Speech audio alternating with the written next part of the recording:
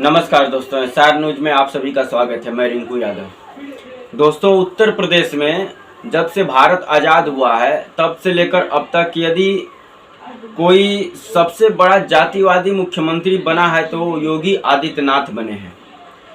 योगी आदित्यनाथ कहने को तो गुंडों के ऊपर कार्रवाई करते हैं, लेकिन यदि उनकी लिस्ट निकाला जाए जिसके ऊपर योगी आदित्यनाथ की सरकार कार्रवाई की है अब तक, तो वो केवल पीडीए समाज के लोगों के ऊपर कार्रवाई की है।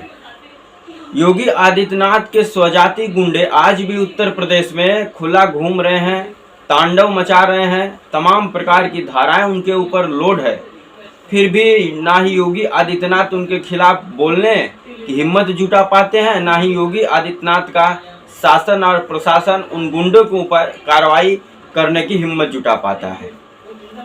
उत्तर प्रदेश में योगी आदित्यनाथ की सरकार विपक्ष के उन तमाम नेताओं के ऊपर शिकंजा कसती जा रही है जो 2027 के विधानसभा चुनाव में भारतीय जनता पार्टी को चुनौती देंगे। चाहे वह अब्बास अंसारी हो, चाहे रमाकांत यादव हो, चाहे गुलशन यादव हो, तमाम ऐसे नेता जो विपक्ष के धड़े में खड़े हैं और योगी आदित्यनाथ और भारतीय जनता पार्टी को चुनौती देने के लिए तैयार हैं आगामी विधानसभा चुनाव 2027 में। उन लोगों के ऊपर चुन चुन के योगी आदित्यनाथ की सरकार जो है कि कार्रवाई कर रही है ताकि इनको पूरी तरीके से कमज़ोर कर दिया जाए। योगी आदित्यनाथ ये बहुत अच्छी तरीके से जानते हैं कि जो ये नेता समाजवादी पार्टी के साथ खड़े हैं, कहीं ना कहीं ये खतरा पैदा करेंगे 2027 के विधानसभा चुनाव में, और इसीलिए एक तरफा कार्रवाई हो रही है इन नेताओं के ऊपर। अभी पिछले दिनों रमाकांत यादव, जिनकी 28 करोड़ की संपत्ति कुर्क की जाती है योगी सरकार के शासन द्वारा, और इल्ज़ाम क्या लगता है उनके ऊपर? शराब बेचने का आरोप लगता है। आप सोच सकते हैं, आजम खान, आप सबको याद होगा, उत्तर प्रदेश में कद्दावर मंत्री हुआ करते थे समाजवादी पार्टी सरकार में। समाजवादी पार्टी के जो है कि कद्दावर नेता हुआ करते थे, उनके ऊपर आरोप क्या लगा है, केस क्या दर्ज हुआ? बकरी चोरी करने का, जमीन हड़पने का, तमाम ऐसी छोटी छोटी जो है कि धाराओं में केस दर्ज करके और तमाम केस दर्ज कर दिया गया, और उसके बाद उनको पूरी तरीके से कमज़ोर कर दिया गया और जेलों में डाल दिया गया। आजम खान को पूरी तरीके से यदि ख़त्म करने का श्रेय किसी को जाता है तो योगी आदित्यनाथ को जाता है, क्योंकि योगी आदित्यनाथ ये अच्छी तरीके से जानते थे कि यदि रामपुर में भाजपा को जिताना है, भाजपा को मजबूत करना है, तो आजम खान को कमज़ोर करना होगा, क्योंकि जब तक आजम खान मजबूत होंगे तब तक भाजपा रामपुर में कभी जीत नहीं पाएगी। और उसीलिए षड्यंत्र के तहत आजम खान को तमाम केसों में फंसाया गया, उनके बेटे को, उनकी पत्नी को, सबके ऊपर केस लादा गया और सबको जो है कि जेल में डाल दिया गया। उसी प्रकार से प्रतापगढ़ में आ जाते हैं गुलशन यादव, जो प्रत्याशी थे समाजवादी पार्टी की तरफ से 2022 के विधानसभा चुनाव में, और कुंडा के गुंडा राजा भैया को कड़ी टक्कर दी थी।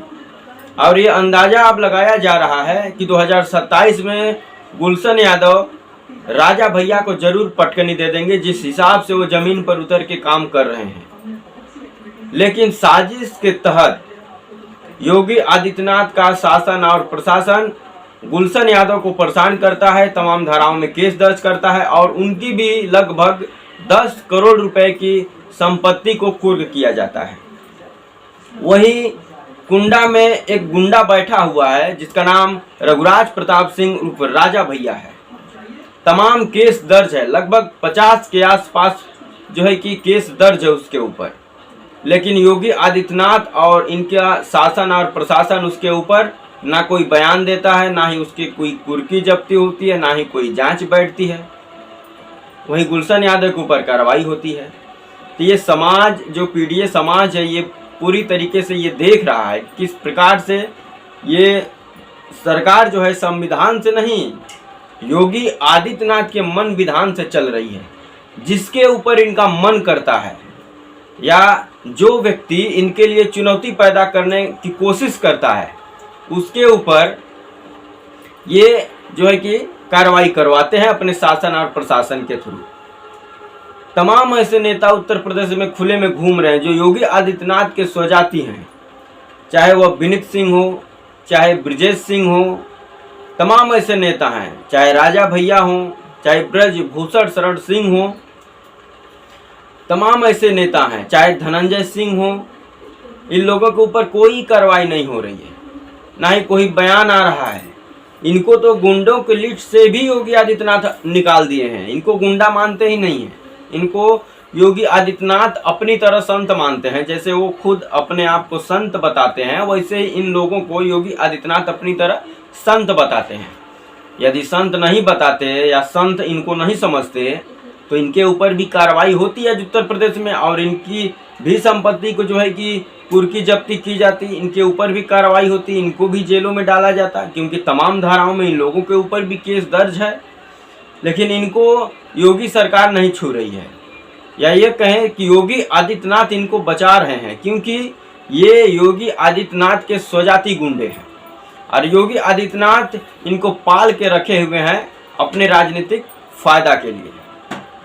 तमाम प्रकार की रमाकांत यादव वही रमाकांत यादव हैं जो 2022 में खुलेआम चुनौती पेश किए थे आजमगढ़ से और खुला ऐलान किए थे कि 10 की 10 सीट हम समाजवादी पार्टी को जिता कर देंगे आजमगढ़ की, और यदि जिताने में कामयाब हम नहीं होंगे तो राजनीति से संन्यास ले लेंगे। उसी रमाकांत यादव के ऊपर जो है कि योगी आदित्यनाथ कार्रवाई कर देते हैं, क्योंकि इनको पता है रमाकांत यादव की ताकत। 2022 में डंके की चोट पर आजमगढ़ की 10 विधानसभा सीट जिताने का श्रेय समाजवादी पार्टी को रमाकांत यादव को जाता है। और योगी आदित्यनाथ को फिर पता है कि 2027 के विधानसभा चुनाव में भी रमाकांत यादव यदि बाहर एक्टिव रहेंगे तो फिर कोई भी दाल गलने वाली नहीं है आजमगढ़ में। इसी के तहत षड्यंत्र करके रमाकांत यादव के ऊपर उनको पहले तो जेलों में डाला जाता है, उसके बाद अब लगभग 28 करोड़ रुपए की उनकी संपत्ति जो है कि जब्त कर ली जाती है। तो दोस्तों, ये पूरा पीडीए समाज देख रहा है कि उत्तर प्रदेश में किस प्रकार से योगी आदित्यनाथ की सरकार और खुद योगी आदित्यनाथ एक तरफा कार्रवाई कर रहे हैं, एक तरफा सरकार चला रहे हैं। पीडीए समाज के ऊपर तमाम प्रकार के जो है कि उनके ऊपर उत्पीड़न हो रहा है, और उत्पीड़न करने वाले लोग कौन है लिस्ट निकाल कर यदि देखिएगा तो लगभग 80 से 85% लोग योगी आदित्यनाथ के स्वजाति गुंडे मिलेंगे। लेकिन उनके ऊपर कार्रवाई क्या हो रही है, और कार्रवाई यदि हो रही है तो उत्तर प्रदेश में इतनी घटनाएं घट क्यों रही हैं? आए दिन जो है कि बलात्कार हो रहा है, हत्याएं हो रही हैं, तमाम प्रकार की चीज़ें उत्तर प्रदेश में हो रही हैं, फिर भी योगी आदित्यनाथ उनके ऊपर कार्रवाई करने में असफल साबित हुए हैं। सरकार अब नहीं चलाई जा रही है उत्तर प्रदेश में। अब सरकार को किस प्रकार से बचाए रखना है, इसके लिए जुगाड़ लगाया जा रहा है। समाजवादी पार्टी जो है कि जनता में जा रही है, पीडीए समाज को मजबूत कर रही है, अपनी जो है कि विजन जो है वो लोगों में रख रहे हैं समाजवादी पार्टी के नेता। और समाजवादी पार्टी जमीन पर उतर करके काम कर रही है, लोगों के साथ मिल रही है, उनके दुख और सुख में शामिल हो रही है। यही कारण है कि भाजपा ये देख रही है कि समाजवादी पार्टी किस प्रकार से जनता में जमीन पर मजबूत हो रही है। अब भारतीय जनता पार्टी षड्यंत्र के तहत उसके जो दिग्गज नेता हैं, जो अपने क्षेत्र में मजबूत हैं, जो चुनौती पेश कर रहे हैं भारतीय जनता पार्टी को, उनके ऊपर साजिशन केस दर्ज करके उनको अब जेलों में डालने का काम शुरू कर दिया गया है। क्योंकि भारतीय जनता पार्टी को इतना पता है कि आने वाला जो विधानसभा चुनाव है 2027 में पीडीए समाज का पूरा वोट, पीडीए समाज पूरी तरीके से एक तरफा समाजवादी पार्टी के साथ खड़ा है, अखिलेश यादव के साथ खड़ा है। और ये भारतीय जनता पार्टी बखूबी जान रही है कि पीडीए समाज यदि अखिलेश यादव और समाजवादी पार्टी के साथ ऐसे ही खड़ा रहा तो वही हाल होगा जो 2024 के लोकसभा चुनाव में उत्तर प्रदेश में भारतीय जनता पार्टी का हुआ था। इसी से भयभीत भारतीय जनता पार्टी समाजवादी पार्टी के दिग्गज नेताओं पर कार्रवाई कर रही है और खास करके पीड़ित समाज के लोगों के ऊपर उत्पीड़न जो है कि जारी है भारतीय जनता पार्टी और योगी आदित्यनाथ का। उत्तर प्रदेश में देश जब से आजाद हुआ है तब से लेकर अब तक यदि कोई जातिवादी मुख्यमंत्री बना है तो ठाकुर योगी आदित्यनाथ बने हैं। पूरा लिस्ट निकाल करके आप लोग देख सकते हैं 2017 से 2025 तक की किस प्रकार से कार्रवाई हुई है इनके शासन काल में। पीड़ित समाज के ऊपर कार्रवाई हुई है, मुस्लिम समाज के तमाम नेताओं को जो है कि गुंडा बता करके या तो उनका एनकाउंटर करवा दिया जाता है या किसी को अस्पताल में मरवा दिया जाता है, या कोई विधायक बन के विधानसभा पहुंचा है तो उसके ऊपर झूठा केस लगा करके उसके विधायकी को खत्म करवा दिया जाता है। तमाम ऐसी कार्रवाई मुस्लिम समाज के खिलाफ जो है कि योगी आदित्यनाथ की सरकार उत्तर प्रदेश में कर चुकी है। अब यादव समाज के ऊपर भी जो है कि चाहे वो गुलशन यादव हो, चाहे रमाकांत यादव हो, तमाम ऐसे दिग्गज नेताओं के ऊपर कार्रवाई शुरू कर दी है, क्योंकि इनको पता है कि जब तक इनको हम कमज़ोर नहीं करेंगे, शासन प्रशासन से इनको दबाएंगे नहीं, इनको जेलों में नहीं डालेंगे, तब तक हम जीत नहीं पाएंगे।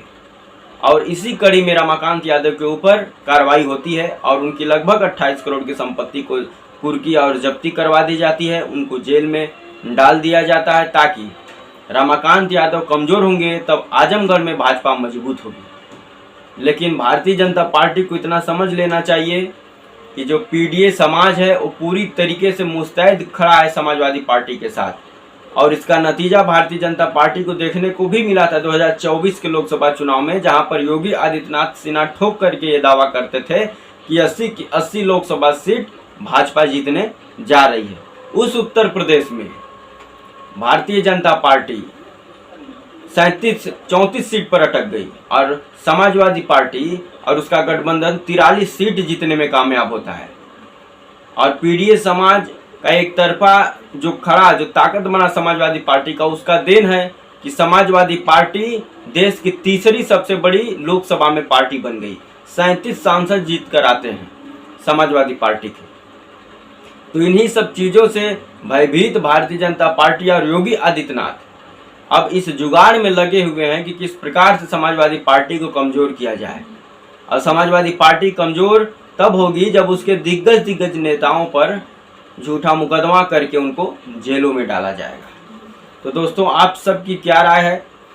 योगी आदित्यनाथ की सरकार और खुद योगी आदित्यनाथ किस प्रकार से उत्तर प्रदेश में जातिवाद फैला रहे हैं, पीडीए समाज के ऊपर उत्पीड़न कर रहे हैं, पीडीए समाज के नेताओं के ऊपर झूठा केस लगा करके उनको जेलों में डालना, उनकी विधायकी खत्म करना, ये किस हद तक सही है, इसके बारे में कमेंट कर जरूर बताएं। और ऐसे ही तमाम और खबरों के लिए हमारे चैनल पर बने रहें। अगर चैनल पर नए हैं तो सब्सक्राइब कर दें, वीडियो अच्छा लगे तो लाइक कर दें, शेयर करना ना भूलें। जय हिंद, वंदे मातरम।